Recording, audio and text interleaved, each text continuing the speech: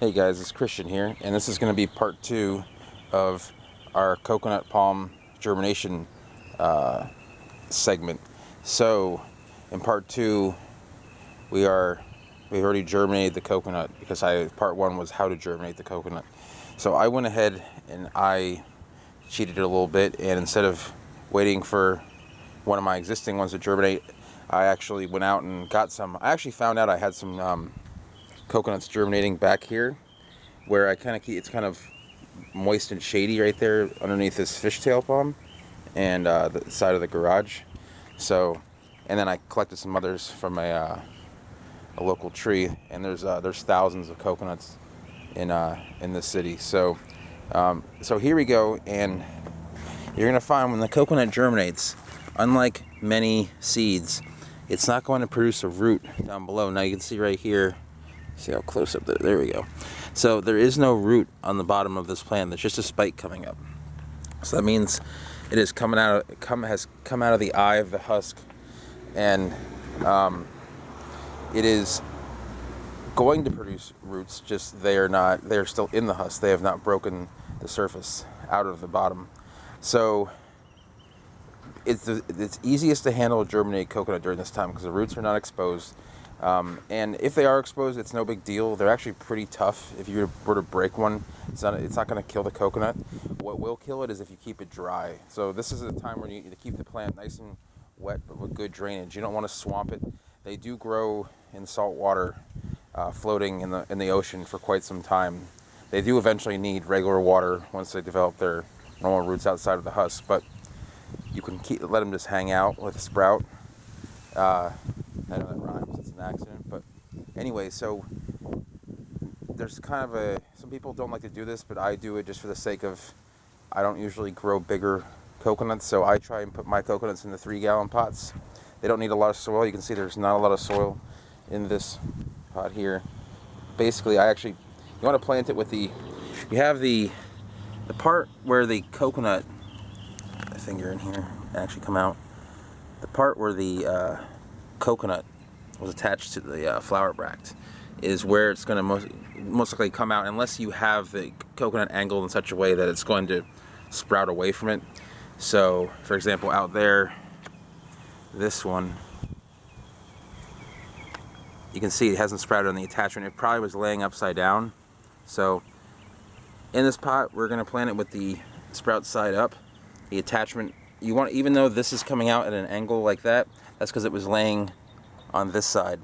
So we want it to come upward just for the sake of ease for growing it, and it'll naturally disperse the roots evenly kind of throughout the pot. It doesn't need a lot of soil, like I said. They like good drainage, so this soil has a good amount of rock and perlite in it. So that is basically, you can grow it in that pot for quite some time. I mean, it can be almost entirely roots, and you can just keep on throwing water at it. They're going to grow in almost all sand on the beach there when you go vacationing in Florida. Well, they have them growing in special pots and stuff. But yeah, they grow mostly just right on the beach. You can find them on the beach. You'll find them in canals here, washed up on the shore. So here's another one I just actually found too. It's not near the attachment, but you can actually see where it was attached. The little the bract piece is still on that one. So, with that said, once it's growing in there, like I said, it's relatively easy. You just have to keep it wet and well drained. So we're going to go over here real quick.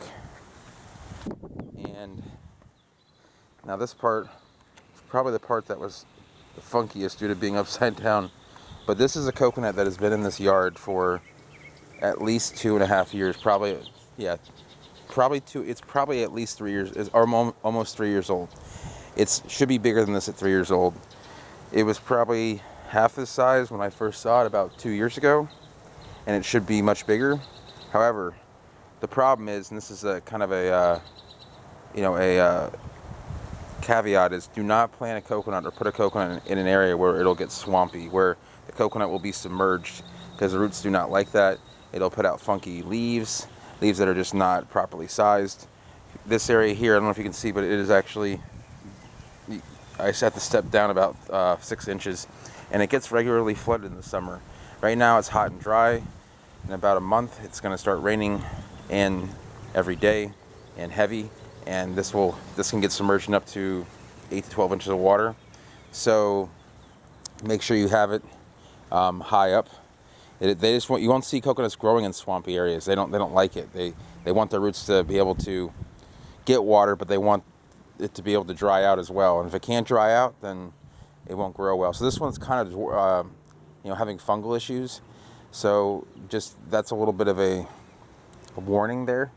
And these are easily transplanted. Like if you plant your coconut somewhere or in some pot and it's not doing well, they transplant very easily.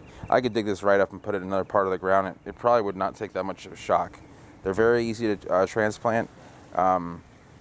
If you are going to dig it up, I've considered doing this, but this property is not one that I own. I lease it. So I have put some minimalist landscaping in because I will not be getting it back, and most of them have been rescue plants, kind of like rescue dogs, but plants. For example, this hurricane, Dictyosperma album, and this Corypha umbraculifera. Not looking excellent, but it would, and later on. And then we have Roystonia oleracea. It's a little bit shady, so it's hard to see.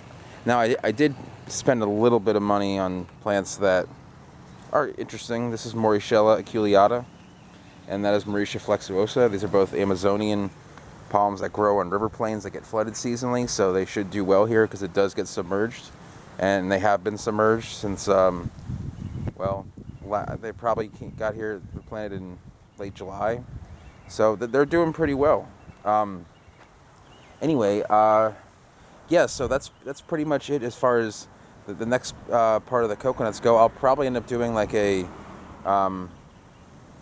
different types of trunking coconuts as a next step there.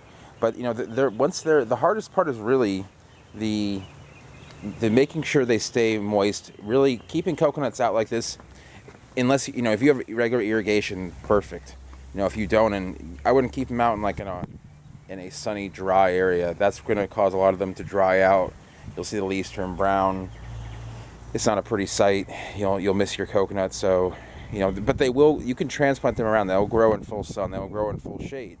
They will grow in pretty much any soil type you want to, as long as it eventually dries out. So, with that said, they're easy. Just don't let them dry out and don't let them swamp out. So, best thing to do is, like I said, use rocks or well-draining mix, and you should be fine. You can water them every day. You can water them.